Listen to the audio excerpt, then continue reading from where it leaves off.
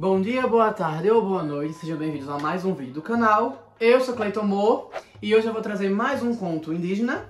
E eu pergunto a vocês, vocês sabem a origem da expressão amigo da onça? Bem, eu vou contar dessa vez a origem dessa expressão. Então vamos lá. Bem, esse conto é do povo Kayapó, que habita o Pará e o Mato Grosso, uma parte do Pará e do Mato Grosso. E ele fala sobre vamos dizer assim, uma amizade improvável, tá? Conta-se a lenda que havia um cara, um indígena, ele encontrou um ninho de araras no paredão. Tá aqui o paredão. E ele encontrou um ninho de araras. Eu já li duas versões desse conto. Eu já li uma versão desse conto que era num paredão, outras eu já li que era dentro de uma árvore, então já era outra espécie, né? Então, enfim. E aí ele queria pegar os filhotes, os ovos da arara, tanto os ovos quanto os filhotes, né? Pra poder fazer uma refeição.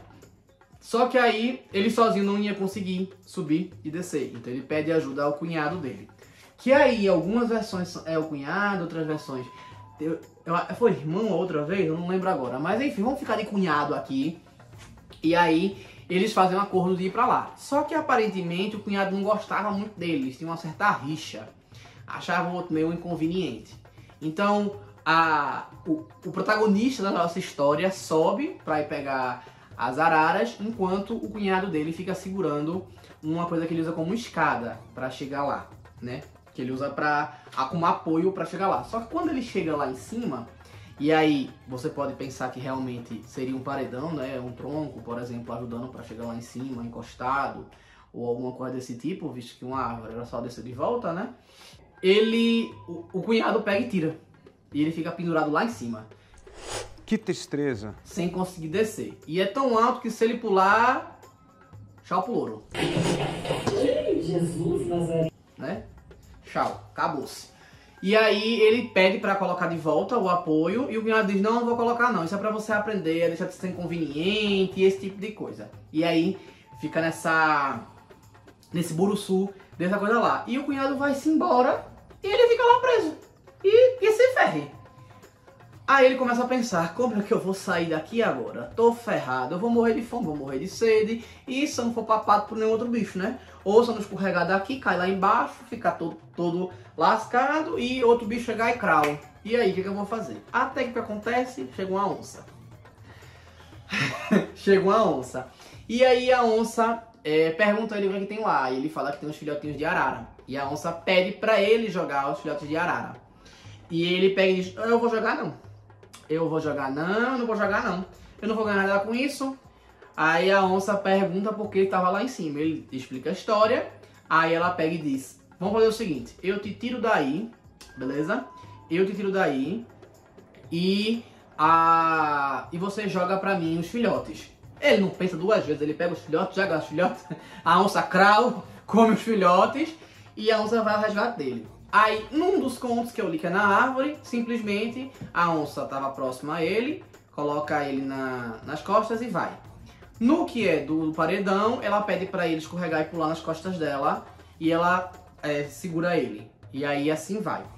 Fala-se que nessa época a onça ela falava com os seres humanos. Então ela falava como um ser humano. E também fala que quem tinha a arte do arco e flecha era a onça, assim como a detenção do fogo. Sim, nessa história o fogo está com a onça e não o urubu-rei, como muitos outros contos tiveram aqui. Inclusive assistam no canal, vou colocar os cards aqui. Mas enfim, e aí o que acontece?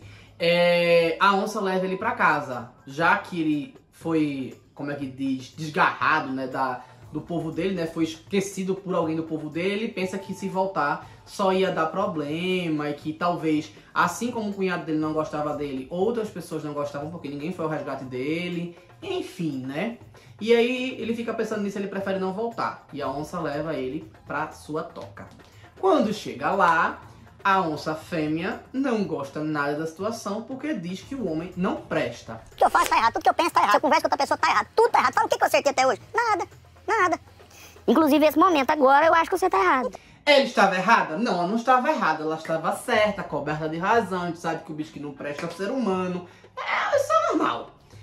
E aí ela fica dizendo que o marido tem que mandar o cara sair, senão vai matar e não sei o que. E o marido diz, não, ele foi meu parceiro ali naquele momento, eu quero dar uma chance pra ele, eu vou sair pra caçar com ele algumas vezes, então eu não quero que você faça nada contra ele. Aí a onça fêmea não gosta muito da ideia, mas fica na dela. Quando a onça macho saía sozinho, a fêmea ficava ameaçando o outro, meio que soltando assim direta, dizendo que ia matar, esse tipo de coisa. Ele ficava todo desconfiado, mas e aí ficava naquela guerra fria, vamos dizer assim. Mas a onça macho precisou dele algumas vezes e eles foram pra floresta, juntar tronco, juntar outras coisas pra fazer o fogo, esse tipo de coisa. E a onça macho foi ensinando ele a usar arco e flecha, a acender fogo, né, usar a chama para poder reproduzir o fogo. Ela mostra onde tinha o depósito de fogo, né, lá no canto. E enfim, e aí vai desenvolvendo até que o cara ele aprende a usar o arco e flecha. Um belo dia, inclusive o casal onça tinha um filhotinho também, tá? Ele tinha um filhotinho. Em um dos contos fala que tinha um filhotinho, outros contos falam que não tinha um filhotinho. Mas enfim, a onça macho ela sai pra caçar enquanto a fêmea fica, né? Como aconteceu algumas vezes. E aí, o cara, com medo da... Tem duas vertentes aqui do conto, tá? Eu vou contar a mais longa. Inclusive, se estão gostando, curtam, comentem, compartilhem, se inscrevam no canal, tá? Por favor. E aí, o que acontece? O cara, ele vai e foge com as ameaças da onça fêmea. Ele foge e tal. Só que ele recebe uma iluminação de alguns animais da floresta e dizem que ele tem que voltar, porque ele vai ter que pegar o fogo e tal, e que uma anta vai ajudar ele, toda uma historinha bonitinha por trás, assim, assado, não sei o que. E aí ele volta, fala com a onça macho pega e diz pra ele, não, tudo bem, você pode levar o fogo. Aí você vai até tal lugar, encontra a anta, sai assim, e vai sair de noite pra minha esposa não ver, tá bom? Depois você volta. E aí tem essa história aqui, ele pega o fogo, vai com a anta e tal, e leva uma amostra do fogo pra a aldeia dele, né? Para o povo dele. Por quê? Ele usa o fogo para mostrar a carne assada. Ele tinha carne assada muito bom, que a onça macho também apresentou a ele, né? E aí o povo fica encantado e aí ele vai ser aceito. Ele usou o fogo para ser aceito de volta. E ele volta para buscar mais fogo, para buscar a fonte do fogo mesmo, né? Para levar. Só que ele pede pro povo dele, né, chegar só até um certo tempo e ele ir lá buscar e voltar. Ele tá sendo meio que escoltado, mas ali quem tá correndo risco mesmo é ele, porque ele quer ser aceito de volta à população. E aí, quando ele vai buscar o fogo, a onça fêmea não gosta disso e ataca ele. E aí ele usa o arco e flecha para matar a fêmea e o filhote. Então, tem essas duas versões, tem essa partezinha no meio que eu tô falando, e na outra versão que eu li não tinha essa partezinha. Ele já saía de vez. E aí o que acontece? Ele foge com medo e também não tinha a caixa do fogo, basicamente era só do arco e flecha mesmo. E aí ele sai fugido, e a onça macho, quando chega, ela fica possessa com a situação, obviamente, né? Ele matou a esposa e o filhote, né? E ele fica completamente indignado, mesmo sabendo que a fêmea tinha atacado lá. Ele provavelmente tinha atacado por toda aquela tensão que eles viviam. E por causa desse momento, a onça ela andava muitas vezes como bípede nesses contos. Ela passa a ser quadrúpede porque ela dá a vazão à ferocidade dela e ela vai ficando cada vez mais raivosa. E por isso ela passou a caçar homens. Ela se recusa a falar com o ser humano e por isso perdeu a capacidade de fala.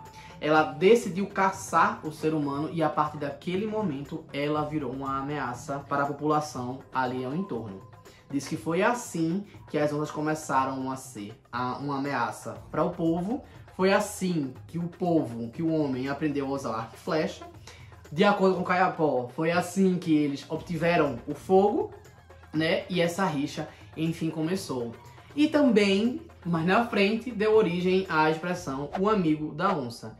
que na realidade, se você parar para interpretar com base nessa história, o amigo da onça, quem não presta, não é a onça. Quem não presta é o ser humano. Eu, quando criança, achava que quem não, numa história que falava amigo da onça, que é porque você estava fazendo uma amizade com alguém que poderia lhe matar, ou poderia lhe trair de alguma forma, a mesmo que às vezes até sem querer, já que é um mamífero, né? Mas, na realidade, de acordo com esse conto, que não presta o ser humano, que se for provocado demais, ele vai tentar contra você. E aí fica a reflexão. É isso, eu espero que tenham gostado. Então curtam, comentem, compartilhem, se inscrevam no canal. E se não sabe o que comentar, vamos... Arco e flecha pode ser? Vamos botar arco e flecha mesmo. Valeu!